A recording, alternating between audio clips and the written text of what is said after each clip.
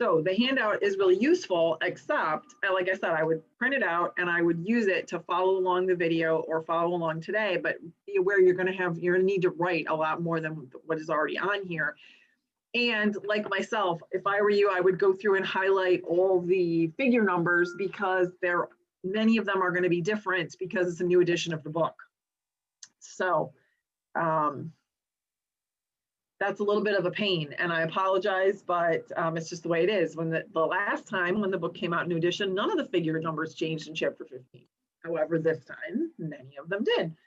So the other thing that's a little bit different, and I pointed this out on the handout during the Zoom lectures today, we're going to go over today, I'm going to focus on humoral immunity or the development of the B cell response.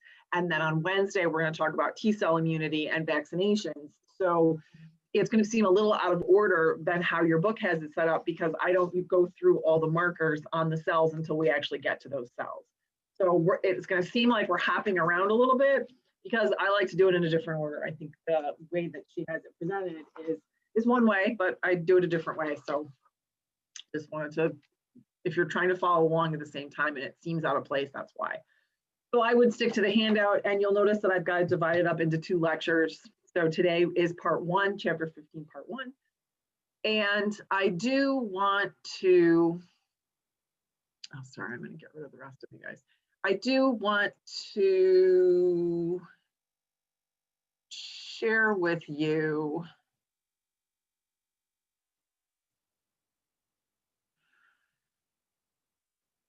the PowerPoints as I go along because I am not going to draw today, mostly, unfortunately, because I used up all the charge on my drawing device.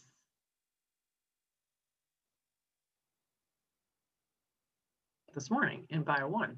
So I'm going to have to use the computer for this. I prefer for us to draw on the next time I see you, which will be on Wednesday. So this section, this particular figure, it's figure 15.1. This I think is useful because I think it will help you remember what are the unique qualities of specific immunity. I thought that was a nice figure. It's a new addition to the materials that they cover them super specifically. Now this whole chapter is about, sorry, can you guys see that? I don't think I'm sharing, sorry. Might be. This whole chapter is about the specific defenses as opposed to the last chapter, which was all about the non-specific defenses, right? So, or innate immunity. This type of immunity requires time in order for it to be activated, and then also a shorter amount of time for it to be reactivated, what we call memory. But all of these kind of hit the highlights of what the specific immunity, why we call it specific immunity, especially focused on specificity here, is that when an antigen binds to an immunoglobulin, it is one of the tightest bonds that is actually known in all of biology. So it's tighter than an enzyme binding to an active site, if you think about that from chemistry. The diagram that I referenced at the beginning of the handout, figure 15.2, and I've said as a good summary, will make more sense now that you've read the chapter and heard the lectures, that in the PowerPoints, it is broken up into 4 slides here, which I don't particularly care for. Today, we are going to focus a little bit on development of the B cells. So we're going to be focusing on this side, and we call this antigen independent development because this happens when you're a fetus and when you're a small child. And then contact with antigen and what happens, again, we're going to focus on the B cell side today and the production of immunoglobulins that are going to be secreted into the bloodstream or into the lymph. On Wednesday, we're going to spend our time talking about T cells, which is the other side of this diagram. And as I said, I don't particularly care for how they've divided it up in the PowerPoints, but if you do take a look at the picture in your book, it takes up a whole page. It's figure 15.2, and it does take up a whole page. Now, we're going to skip most of this business for right now because, as I mentioned, we're going to focus on just B cell development today and immunoglobulin and what immunoglobulin looks like, how it reacts, what it actually the outcomes of immunoglobulin development are. And so let's kind of start with, I think I'll try to do a whiteboard and see if I can just draw with my mouse, see how that goes. A lot of times it's not great, I know, but it is what it is. So if we kind of overall look at the immune system, usually for what we would call specific immunity, right? We usually refer to it, or it's easy as students, if we kind of divide it up into these two branches, as I mentioned, right? So today we're going to focus on what used to be called the humoral response, or B cells, basically. And those of you that have already had this in AMP2, you know the B cells, even though they originate in the bone marrow, which is helpful for us to remember where they come from, they're not called B cells for that reason. They're called B cells because they were first discovered in chickens in an organ that we don't have. It's an organ that was actually called the bursa of Fabricius. They were actually first referred to as bursal cells, which is where the B comes from. And then the other branch of the immune system, we used to refer to this more frequently as the cell-mediated response. And now we know that the B cell response is also usually involves some cell activation, but you'll see that basically all about the T cells. Now, again, today we're going to focus over here. Trying to find out the highlighter color here. Today we're going to focus over on this side on the humoral response. I'm going to turn my other one pink, didn't mean to. And then on Wednesday, we'll talk about the cell-mediated response or the T cell response. So we start off, where do these B cells come from? Where do the cells that will become activated B cells come from? Well, you'll notice in your book, they develop in the bone marrow, the fetal liver, and a little bit in the spleen. Those are the three places where they actually originate. But B cells, when they originate, when they leave the bone marrow, when they exit the bone marrow, they are relatively, we would call immature B cells. And they are already marked on the surface as B cells with a couple of proteins, you can think of them as receptors, that will help identify them and get them started on their activation, being that they're going to, the end product of B cells is going to be, they're going to react with antigen. They're going to meet up with antigen in the lymph or the bloodstream, probably in the lymph or tissues. And then some of these, AG stands for antigen. Some of these B cells will be cloned and they will produce multiple copies of themselves that can be used for production of immunoglobulin, which kind of looks like this Y-shaped thing here. And the immunoglobulin is then going to be dumped into, this is supposed to be the bloodstream vessels, from these B cells that they actually become technically a different kind of cell. They actually become what we call a plasma cell here at the end when they produce the immunoglobulin itself. All right, so we have immature B cells here, right? And then they're going to become mature B cells. And then some of those cells are going to differentiate into plasma cells, and other ones are going to differentiate into what we call memory cells. And those are going to be stored in the lymph for later, the next time you see this particular infection. So I'm going to put memory here. Memory B cells. And again, today we're going to focus even more detail over on this side of this humoral response. So I like to start with talking about antigen because that is what triggers this whole response. So I'm going to give us another board here if I can. I can just click on that. Yeah. So let's start with talking a little bit about what is antigen. So we abbreviate antigen like this, capital A, lowercase g, like I think that's gold, right, in chemistry. And an antigen, the short version, is an antigen is anything that is non-self. So we used to refer to it as anything that we considered foreign, anything that was non-self, right? So underneath that, non-self, meaning anything that is not, in our case, human. If I'm a mouse or a goat, it would be anything that would not be goat or not be mouse. Non-self / FORIG, or foreign molecules. Now, I would remind you that these foreign molecules, they can be pretty much anything. I think there's also a diagram in your textbook that lists some various types of antigen. It's actually figure 15.8. So I'm going to actually add that to the handout. What is an antigen? So an antigen is anything that's foreign. Proteins make the best antigen, foreign proteins, non-self proteins. They're the best. Other molecules can be, other organic molecules can become antigens, particularly complex polysaccharides. But usually they need help. Sometimes you'll see that specified specifically. Sometimes they need to be linked or joined to a molecule that is already antigenic, more antigenic, maybe a part of a protein or a peptide. And again, what kinds of molecules are these going to be? Well, of course, they're going to be proteins on the surface of viruses, polysaccharides like peptidoglycan on the surface of a bacteria. That would be considered foreign or non-self.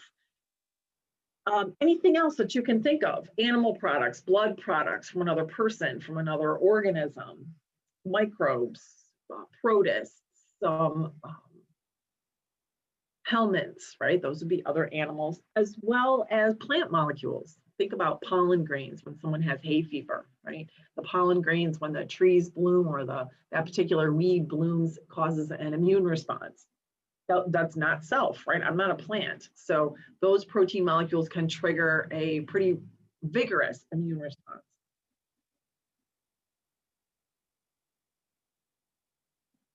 Now, what I'm going to spend more of our time talking about today is what we would call the T-independent B-cell activation. And then after we learn a little bit more about T cells, we'll go back and I can talk to you a little bit about, there is a really strong, of course, interaction between these two systems. I wanted it to be blue, right? Sort of going both directions, but we're going to talk about this at the very end.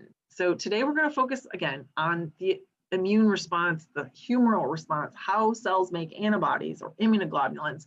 And then on Wednesday, we're going to focus on the T cell response or the cell-mediated response, and then, of course, how they interact. All right, so today, again, we're looking at T-independent B cell activation. So we have these B cells.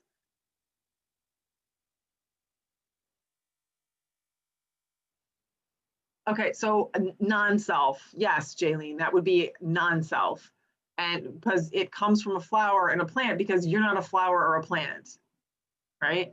So plants don't make an immune response. So we don't really, the only reason I brought up plants and pollen is because that is non-self, right? Because you're not a plant. So that's considered foreign proteins to you.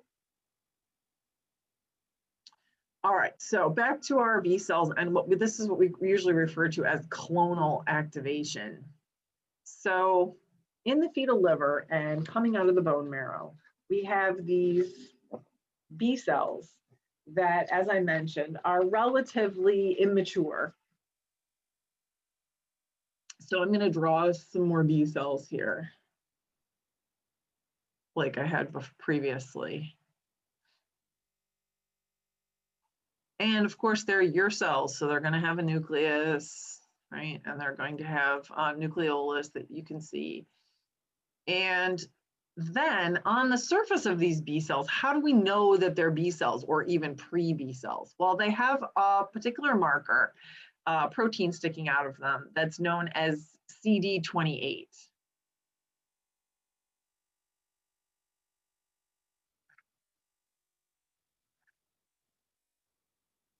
That's a particular, like I said, that's a particular marker that tells us, hey, this is a B cell.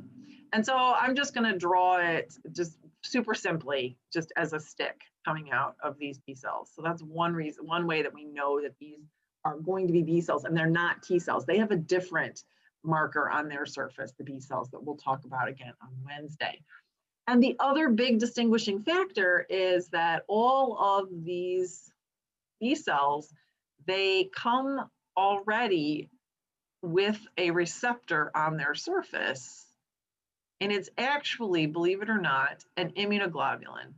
So I'm trying to draw here an immunoglobulin, and this one, I'm trying to draw them with 3 different shaped receptors.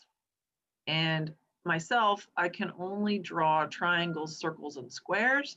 So I'm trying to draw the binding site of this receptor that's sticking out as a triangle, a circle, or a square.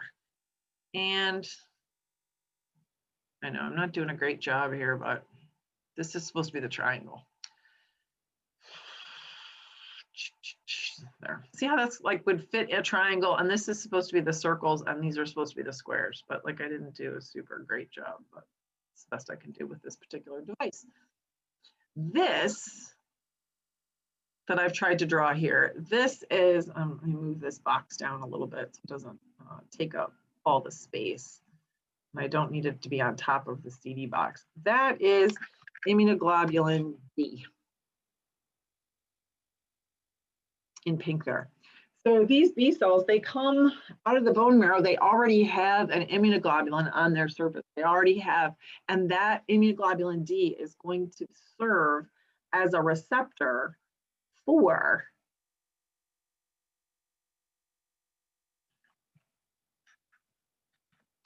that's going to bind to antigen.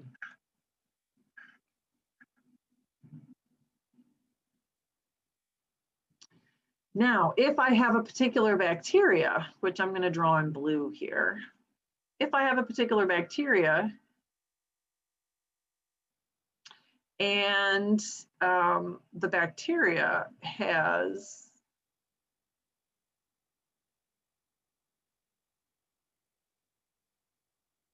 right, and just like I always draw bacteria, I'll put its DNA over here with some double-stranded DNA, right, like that. That's supposed to be its genome.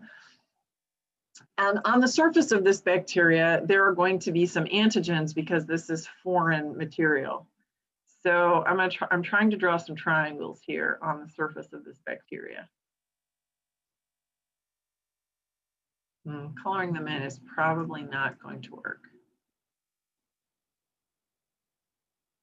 So it doesn't matter what this is. It could be E. coli, looks kind of like E. coli. So these triangles, these are to represent antigen. Now, only the antigen, only the B cell that has triangle receptor on its surface is going to bind to this particular bacteria, and that's going to trigger this particular B cell. So the immunoglobulin D receptor, this triangle receptor here, needs to bind to the antigen on the surface of the bacteria. And then that's when this particular B cell, and only this one, is going to be, my black line again, is going to undergo mitosis, and it is going to become 2 cells, and it might go through multiple rounds of mitosis. So I'm going to draw it becoming 4 cells. All right, so this is mitotic event, mitosis.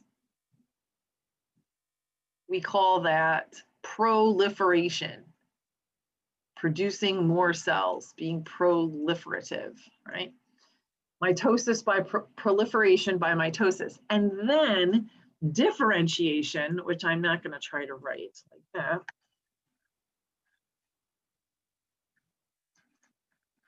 into those plasma cells. And well, I'll just use the symbol, and memory cells. Right? So again, some of these cells now are going to become they're going to actually change in shape. We'll see them become sort of taller and skinnier like this, more oval in shape. And they're going to they're literally going to become antibody factories, immunoglobulin factories. So I'm drawing the nucleus, and then I'm trying to draw a bunch of endoplasmic reticulum under there. Because these plasma cells, these guys, the plasma cells, they're going to produce lots and lots and lots of immunoglobulin, Ig. These guys over here, they're going to differentiate, and again, we're going to call those memory cells.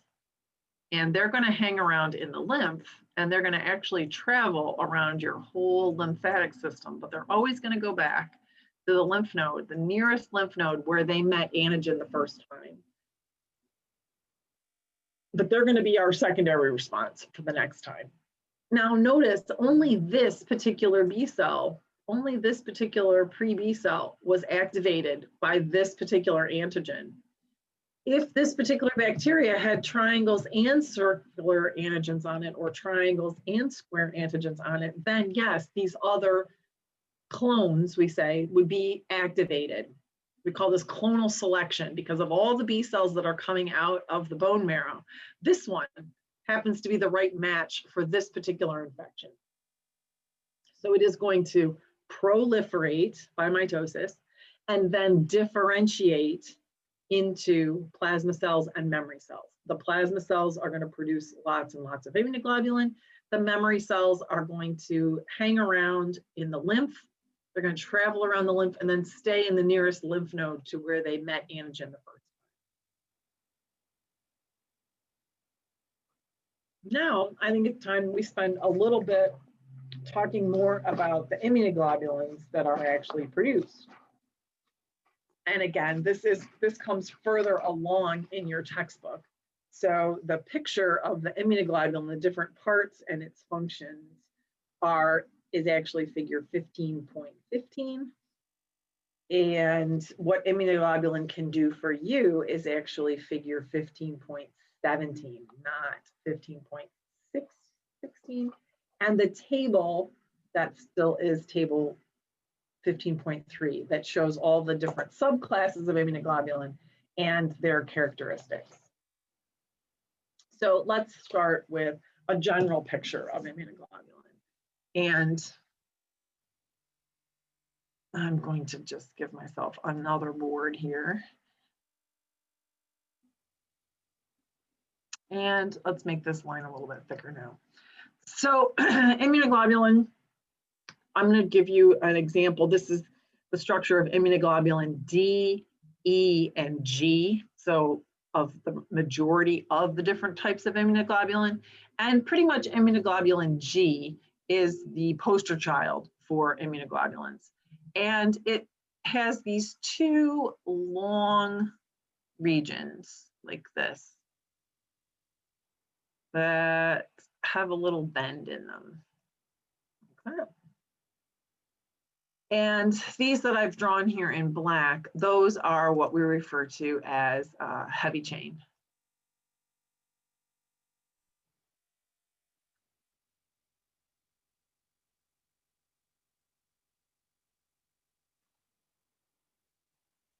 And they're called that because they're the biggest and they're the heaviest, they weigh the most. And the heavy chain has two parts. One part we call the constant region, or the FC region for fragment constant, and the other region is called the variable region. So on my drawing here, I'm going to make an extension with a little bit thinner line, hopefully. And all this part that I've drawn so far is the constant region. of the heavy chain. And like I said, there's 2 of them. All of this is constant region of the heavy chain. The variable region of the heavy chain, I'm going to put in purple and stick it out on the ends here like this. So it's smaller, and the purple is the variable region. These chains are held together by disulfide bonds. So actually proteins are always purple, so I should have used that for, I'll make them right here.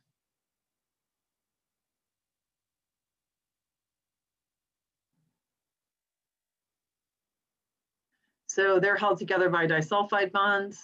So I'm going to put S's in there for sulfurs because those amino acids have sulfur in them. I believe it's 2 pairs of disulfide bonds. There, I adjusted my, so that holds the heavy chains together. Okay, so this is all the black part is the constant region of the heavy chain. The purple part is the variable region.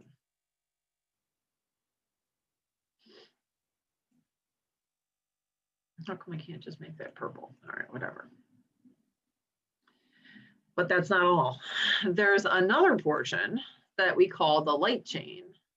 And I'm going to make that orange. And it too, it's attached out here like this.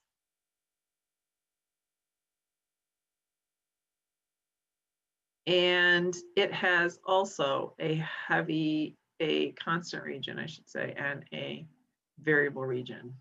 So I'm going to make my line thick, and I'm going to color in this bottom portion. This is the constant region of the light chain, here and here. Oh, maybe I could just make them like this, diagonal lines there. I won't have to color them in.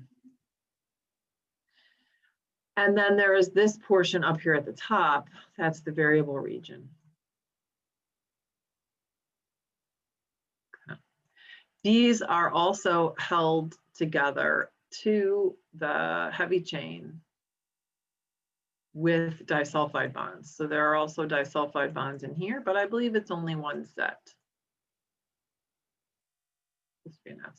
There. So these are the light chains out here on the side. Constant and variable region. Probably the most important thing about all of this is here. The variable regions of the light chain and the heavy chain, this area, this is what makes up the antigen binding site. So I should not have closed that off like that. Let's draw that again.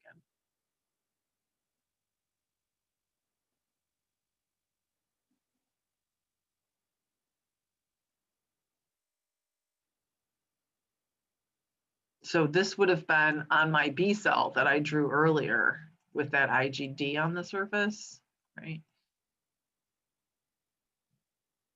Heavy chain, and then light chain.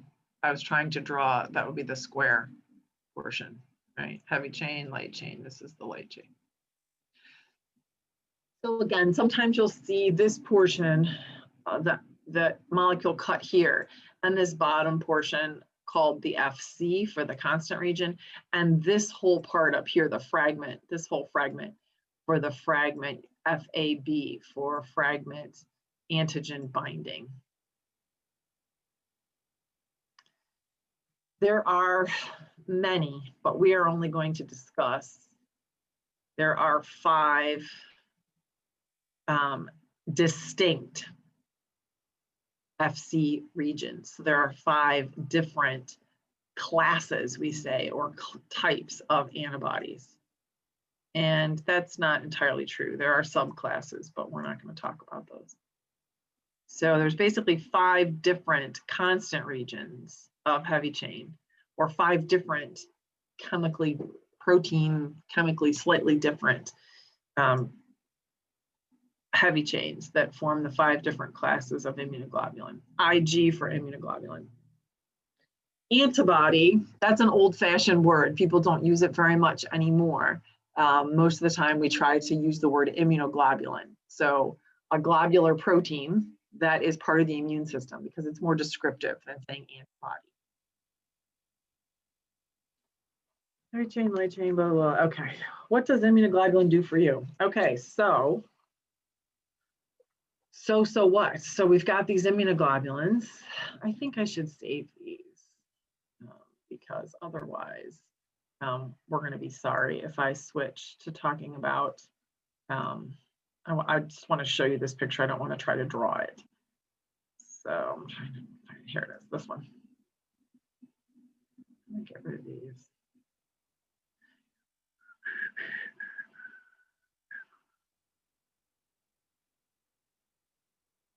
Those are my PowerPoint controls. Yes.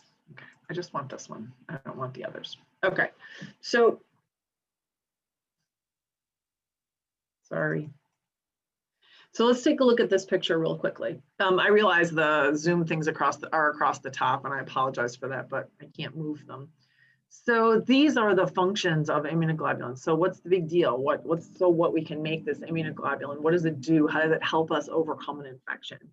And your book lists 6 different functions here, but I find these 2 particularly similar, but we'll go through them one at a time. So the first effect of antibody is immunoglobulin is it can bind to the antigen, and see how it's coating the surface of this bacteria, which provides for opsonization, which we discussed last time, or which you would have watched in the videos about complement, right? And remember, we talked about opsonization of the C3 fragment to increase phagocytosis by macrophages. This is even better because macrophages, which are a cell of the immune system, once they're activated monocytes, right, they have a receptor on their surface specific for the Fc portion of immunoglobulin. Can I draw right on here? So this right here, guess not, this, maybe I can.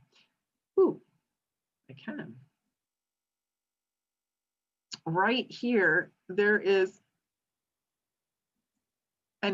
a receptor that can bind to the Fc portion, and it's actually called the Fc receptor.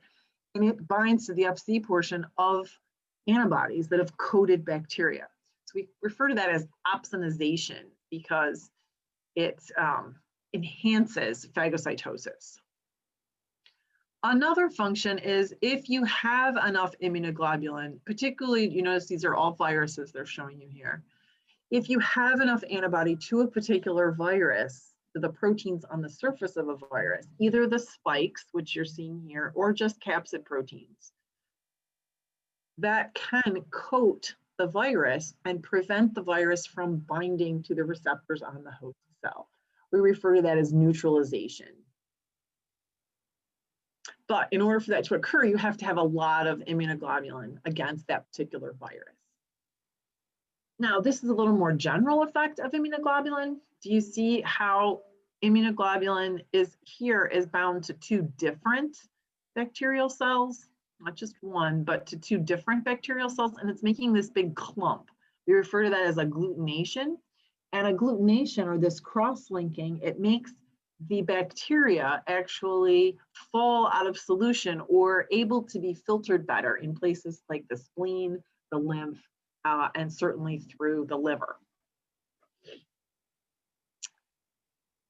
The liver is an accessory lymph organ, right?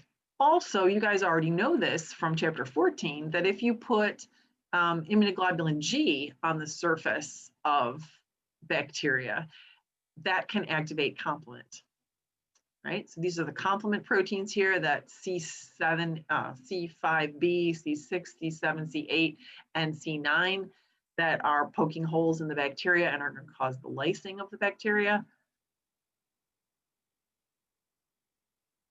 And then this is showing antitoxin. This is very similar to our situation with the virus. An antitoxin is a special type of antibody that neutralizes bacterial endotoxins. So inside, this is the toxin being produced by the bacteria, and these are immunoglobulins that are already able to bind to that toxin. Think like tetanus. The reason you get a tetanus shot is so that you produce B cells that are memory cells that have immunoglobulins specific for tetanus, technospasmin. And then if you ever encounter that bacteria and it releases its exotoxin, you already have immunoglobulin to prevent that exotoxin from getting to those neuromuscular junctions. Okay, and last but not least, again, I'm not going to try to redraw this. These are the different classes or categories of immunoglobulin: IgG, A, M, D, and E, right? And these are the things that, some of the things you need to know about them.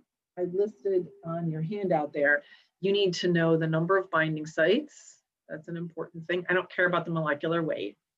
You should have a general idea of how much percentage of serum in the, if I drew blood from you and I was looking for these particular immunoglobulins, who's the most prevalent and who's the least prevalent. The average half-life is important because that is half of how long it's going to stay in your immune system or in your bloodstream, whether or not it can cross the placenta, whether or not it can fix complement, and the biological functions here, whether or not it binds, the FC binds to phagocytes. And that's where the FC binds. So let's take a quick look at some of these. So as I mentioned, IgG is, we call that the poster child of immunoglobulin because that's what you make the most of. That 80% in the blood, in the serum, is IgG.